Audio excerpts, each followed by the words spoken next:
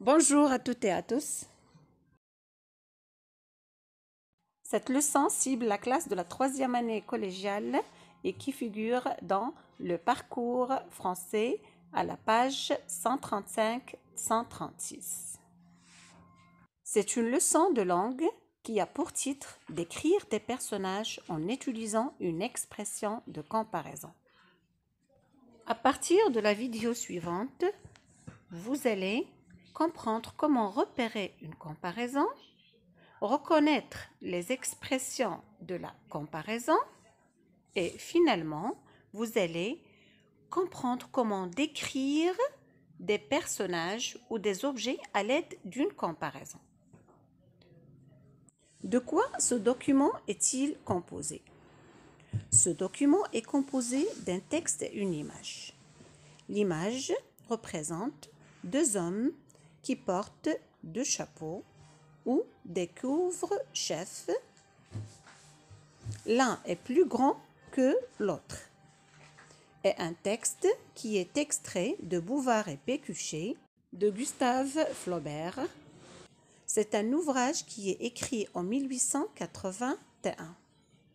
Gustave Flaubert est un romancier français. C'est l'auteur de Madame Bovary et l'un des maîtres du roman réaliste, considéré avec Stendhal, Balzac et Émile Zola comme l'un des grands romanciers du XIXe siècle. Son ouvrage Bouvard et Pécuchet est un ouvrage qui est posthume, c'est-à-dire elle est publiée après sa mort. La lecture du texte. Deux hommes parurent, l'un venait de la Bastille, l'autre du jardin des plantes. Le plus grand, vêtu de toile, marchait le chapeau en arrière, le gilet déboutonné et sa cravate à la main. Le plus petit, dont le corps disparaissait dans une redingote marron, baissait la tête sous une casquette à visière pointue. Quand ils furent arrivés au milieu du boulevard, ils s'assirent à la même minute sur le même banc. Pour s'essuyer le front, ils retirèrent leur coiffure, que chacun posa près de soi, et le petit homme aperçut, écrit dans le chapeau de son voisin Bouvard, pendant que celui-ci distinguait aisément dans la casquette du particulier en redingote le mot Pécuchet. « Tiens, dit-il, nous avons eu la même idée, celle d'inscrire notre nom dans nos couvre-chefs. » D'après Balzac, Bouvard et Pécuchet. Pour l'instant, je vais essayer de vous expliquer le texte. Deux hommes parurent. L'explication du texte. Le texte commence par deux hommes parurent. Deux hommes, ce sont deux identités, deux personnages qui sont inconnus. Parure, c'est le verbe paraître au passé simple. Donc, nous avons ici un récit. L'un venait de la Bastille, l'autre du jardin des plantes. La Bastille et le jardin des plantes, ce sont deux lieux qui se trouvent à Paris. L'un venait de la Bastille, l'autre du jardin des plantes. Donc, deux hommes qui viennent de des endroits qui sont différents. Le plus grand des deux hommes, vêtu de toile, marchait le chapeau en arrière, le gilet déboutonné et sa cravate à la main. Nous avons une description physique, puis une description qui est vestimentaire. Le plus grand, c'est-à-dire il est de grande taille. Le plus grand des deux personnages, il est vêtu, c'est-à-dire il est habillé de toile, marchait le chapeau et portait aussi un chapeau en arrière avec un gilet qui est déboutonné, c'est-à-dire ouvert, et sa cravate à la main. Le plus petit des deux hommes, dont le corps disparaissait dans une redingote marron, et une redingote, c'est-à-dire une veste plus grande que lui, ça montre vraiment qu'il est maigre, et il porte une veste qui est plus grande que lui, mais il est plus petit, c'est-à-dire on a une description qui est physique, baisser la tête sous une casquette à visière pointue. Quand ils furent arrivés au milieu du boulevard, donc les deux personnages se rencontrent au milieu d'un boulevard, ils s'assirent, c'est le verbe s'asseoir au passé simple, à la même minute, c'est-à-dire en même temps, au même moment, sur le même banc. Donc, ce sont deux hommes qui se rencontrent par hasard sur un banc public. Ils vont faire connaissance. Pour s'essuyer le front, ils retirèrent leur coiffure que chacun posa près de soi. Donc, une fois qu'ils sont assis sur le même banc, chacun d'eux a pu poser son chapeau à côté de lui, près de soi. Et le petit homme aperçut écrit dans le chapeau de son voisin Bouvard.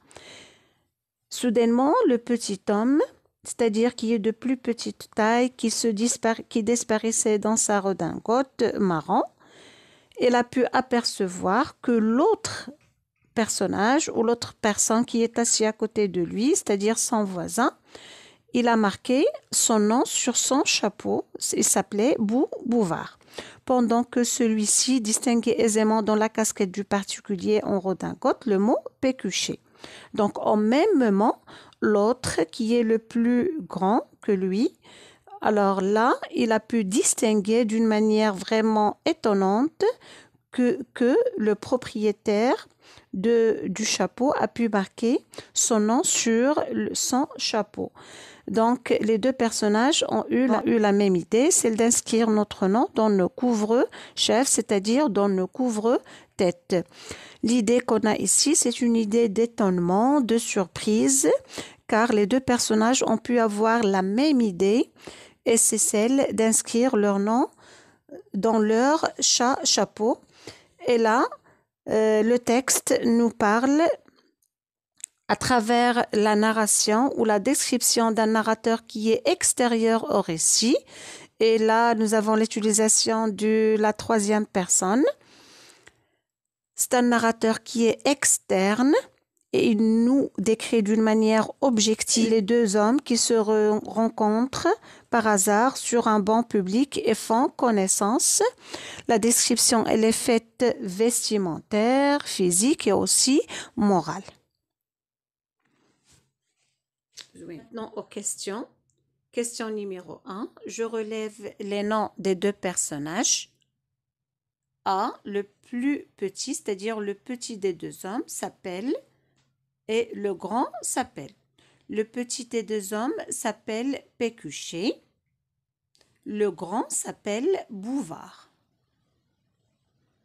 Question numéro 2. J'utilise les expressions plus que puis moins que pour comparer la taille des deux personnages. Là, nous avons une description physique et on parlait de la taille. Donc, je commence avec Bouvard. Bouvard est plus grand que Pécuchet. Et pour dire moins que, je vais dire Pécuchet est moins grand que Bouvard. Grand, c'est un adjectif. Et là, nous avons fait une comparaison avec l'adverbe de comparaison plus que. Question numéro 3. J'emploie ces deux expressions dans des phrases, c'est-à-dire plus grand et moins que. Ce sont deux expressions qui expriment la comparaison. Pour vous dire, la comparaison, c'est une figure de style par ressemblance. Elle rapproche deux termes, deux choses ou deux personnes ayant des points communs en utilisant des constructions grammaticales. La construction grammaticale qu'on a ici, c'est plus que ou moins que.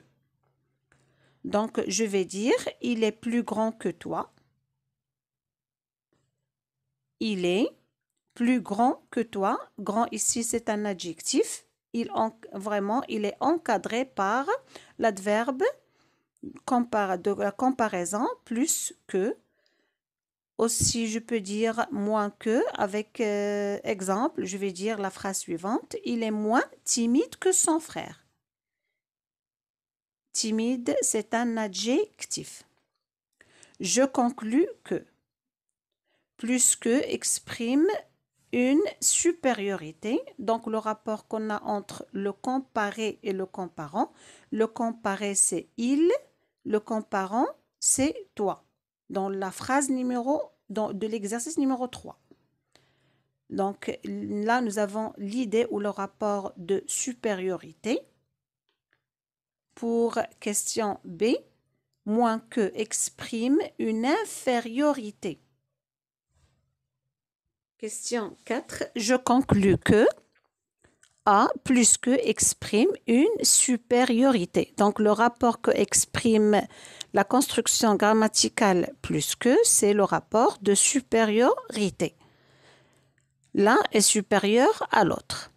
B, moins que exprime une infériorité. Donc le contraire de supériorité est l'infériorité. Le contraire de plus, c'est moins. Question numéro 5. Admettons que les deux personnages sont âgés de 55 ans. Ils sont tous les deux vieux. Je compare leur âge en utilisant l'expression aussi que. Donc, le comparé et le comparant sont identiques. Ils ont des qualités identiques, pareilles. Donc, les deux sont âgés, sont vieux. Alors, comment je vais construire?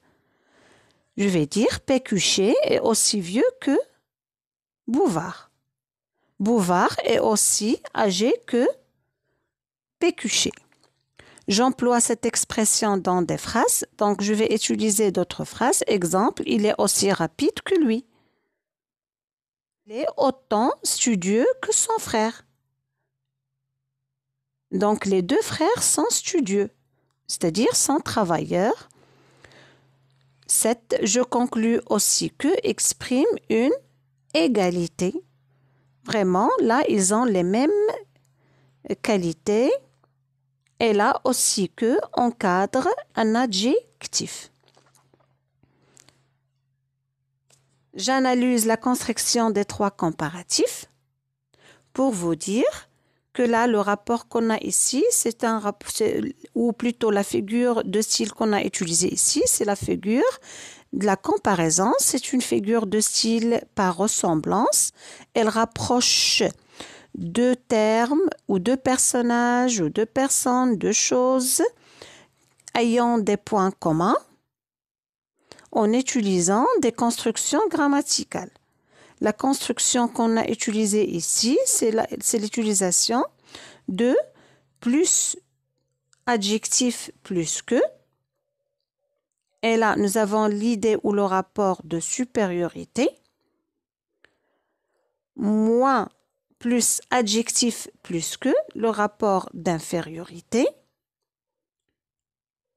Et finalement, aussi plus adjectif plus que, et là, le rapport d'égalité. Ce qu'il faut retenir, c'est que les expressions de comparaison qu'on utilise, et surtout quand on a un comparatif, le rapport d'infériorité, on utilise le comparatif moins que, et la construction, c'est moins plus adjectif plus que. Pour le comparatif de supériorité, on utilise plus que, et la construction, c'est plus adjectif plus que. Exemple, il est plus rapide que son frère. On a déjà vu ça. Aussi que, c'est un comparatif d'égalité. On peut ajouter même autant que, et la construction grammaticale, aussi plus adjectif plus que. Exemple, il est aussi intelligent que sa copine. Maintenant à je m'entraîne, je lis la consigne, je complète le tableau suivant en imitant l'exemple proposé. L'exemple qu'on a, les espadrilles sont plus pratiques que les chaussures. Les espadrilles, c'est le comparé. Les chaussures, le comparant. Le point commun, c'est le fait que les espadrilles et les chaussures sont pratiques.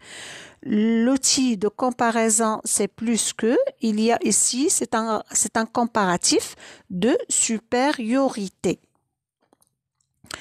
Pour le deuxième exemple, on va dire les singes sont moins forts que les lions. Pour aussi que les garçons sont aussi intelligents que les filles. La poupée de la petite Fatima est moins belle que celle de Zineb.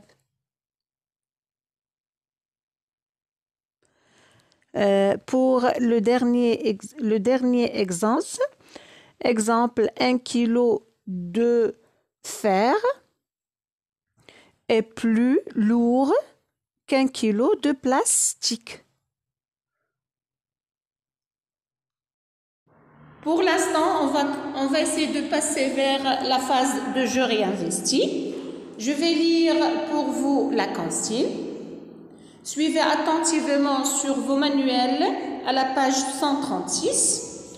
À partir des phrases suivantes, j'écris un petit texte descriptif en utilisant les expressions de la comparaison convenable.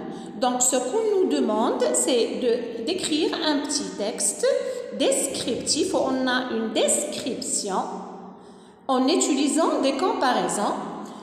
Ali était jeune, Omar était jeune. Ali était beau, Omar était moins beau.